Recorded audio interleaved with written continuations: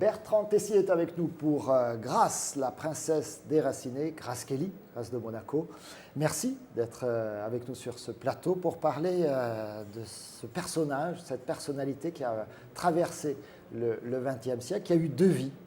Vous le dites, en plus, il y a plein de signes dans sa vie, on y reviendra. 26 ans et quelques comme jeune femme et puis star hollywoodienne, star absolue, et puis 26 ans comme princesse d'un petit îlot, d'une petite principauté européenne, Monaco. Déjà, Bertrand Tessier, pourquoi revenir maintenant là sur Grace de Monaco? Il y a une actualité.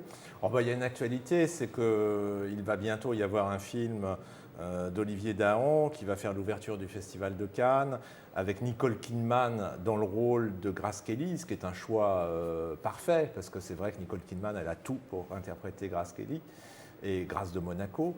Et donc il y avait cette actualité-là, cette opportunité de raconter cette histoire qui mérite d'être revisitée, c'est-à-dire que il y a eu beaucoup de choses déjà sur Grace Kelly et Grace de Monaco. Parfois sur l'une, parfois sur l'autre. Et en même temps, c'est compliqué de réunir les deux. Et finalement, tout le sujet du livre est là. Vous l'avez dit, 26 ans et demi sous l'identité de Grace Kelly, l'actrice. On a vu dans tous les films d'Hitchcock, dans 3 films d'Hitchcock, qui a eu un Oscar, et 26 ans et demi comme princesse de Monaco, épouse de régner. Et tout est une question d'identité finalement. C'est l'histoire d'une femme qui est en quête de son identité.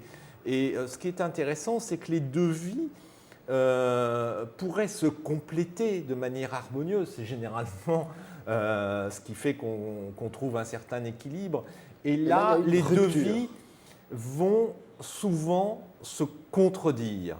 Et c'est pour ça que le livre est divisé en 2 chapitres. D'un côté, une femme libre, car Grace Kelly était, contrairement à ce qu'on peut imaginer quand on a en mémoire Grace de Monaco, une femme extrêmement libre. C'est une femme qui s'est affranchie de sa famille. C'est évidemment le début du livre. Et on reste accroché parce que c'est une sacrée nana. Jeune, entre 19 et 26 ans. Elle va en connaître des hommes, et puis pas n'importe lesquels, que ce soit des stars hollywoodiennes, des metteurs en scène, mais également des princes.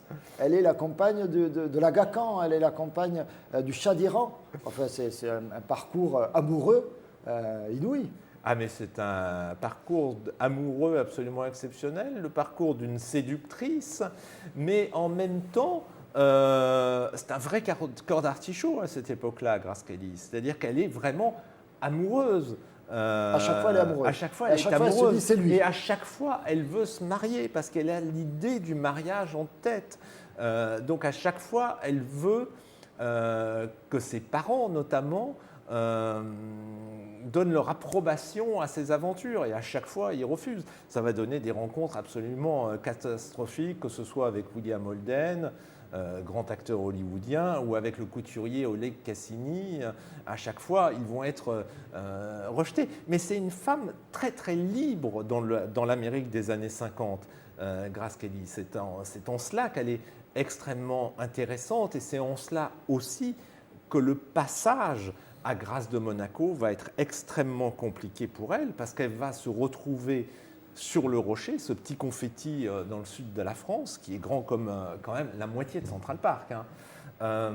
Et là, elle se retrouve loin de l'Amérique, elle se retrouve loin de sa famille, loin de ses amis, ne parlant pas la langue du pays où elle est, et donc elle doit se reconstruire complètement. Et vous savez, quand vous avez 2 personnalités qui cohabitent dans la même, ça fait une espèce de conflit intérieur. Et elle va sombrer dans une forme de mélancolie, comme on disait à l'époque, et aujourd'hui on dirait simplement une forme de dépression. Et je crois qu'on a rarement employé le mot de dépression pour Grace Kelly de Monaco. Moi je l'emploie très clairement parce qu'elle en a en plus absolument tous les symptômes. Et c'est en cela qu'elle est intéressante aussi. Cette dépression, elle vient de cette rupture, de cet isolement. elle ne vient pas forcément de sa renonciation à son statut de star. Ça, au fond, ça ne lui manque pas spécialement. Ça va lui manquer quand même parce qu'elle aimait ça, et qu'elle va toujours avoir la tentation de revenir au cinéma. Elle va d'ailleurs manquer de revenir au cinéma en 1963 et ça va être le sujet du film d'Olivier Dahan avec Nicole Kidman, puisque Hitchcock va lui demander de jouer le rôle principal de Printemps pour Marnie. Jusque-là, Regnier s'était toujours opposé à l'idée que Grasse revienne au cinéma. Mais pour une raison très simple, c'est qu'il pensait que ce n'était pas possible que sa femme, la princesse de Monaco, apparaisse à l'écran en train d'embrasser un autre homme. Soyons simples. Et là, pour Hitchcock, Regnier a finalement accepté, parce qu'il a senti qu'il allait au point de rupture et que là, il risquait d'y avoir un divorce. Donc Regnier a accepté. Et ce qu'il y a de tout à fait étonnant, c'est que c'est le peuple de Monaco, les Monégasques, qui vont se révolter contre l'idée que leur princesse s'éloigne de Monaco, les abandonne, fasse autre chose que son rôle de princesse, qui va la conduire à renoncer à ça. Alors, il y a des moments qu'on pourrait qualifier de signes dans sa vie. Alors, c'est cette image d'abord sur la couverture de votre livre. Alors, ça parle à beaucoup de gens. C'est ce film d'Hitchcock, La main au collet, et cette fameuse scène où elle conduit sur cette route enlacée qui descend vers Monaco. La D37. La fameuse D37 sur laquelle qui va de la Turbie à Cap d'Aille. Elle trouvera la mort donc quelques 26-27 ans plus tard. C'est la petite musique du flûtiste invisible cher à Philippe Labro. Vous savez, cette musique du hasard, du destin, de cette chose absolument irrationnelle qu'il faut accepter finalement. Ces hasards et ces coïncidences qui sont absolument étranges et qui donnent l'impression d'un signe.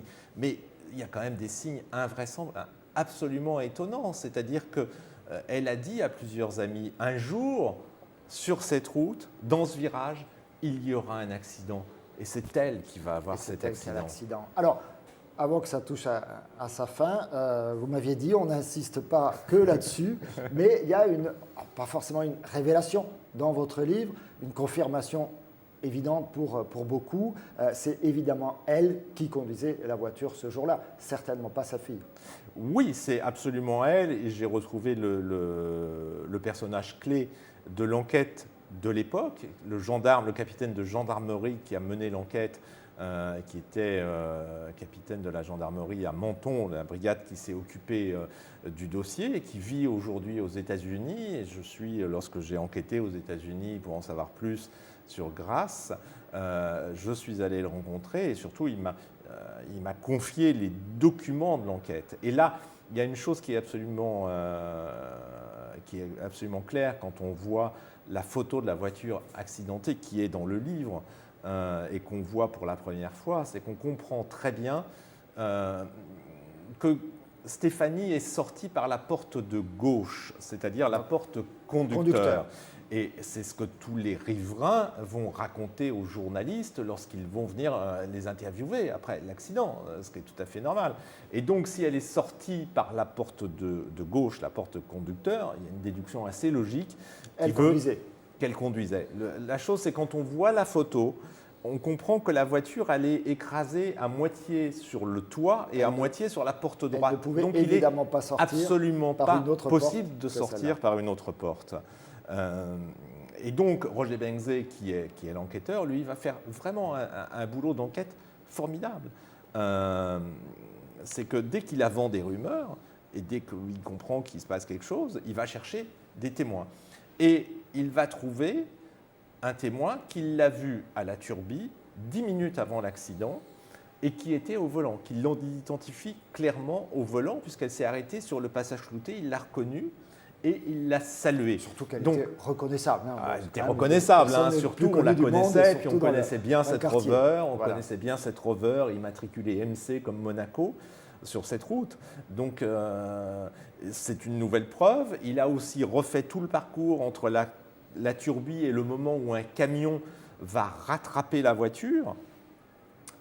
puisque la voiture va être rattrapée, ce qui veut dire qu'elle roulait assez doucement. Et donc, on a toutes les preuves comme quoi c'était bien Grasse qui conduisait ce jour-là. Pour d'autres informations, notamment sur ce terrible accident, Grasse, la princesse déracinée, c'est aux éditions de l'Archipel et c'est signé Bertrand Tessier, Bernard Giraudot, le baroudeur romantique, un des autres ouvrages de Laon et Romy. Un amour impossible également. Merci beaucoup Bertrand Tessier d'être venu jusqu'à nous. Merci Pierre-Paul.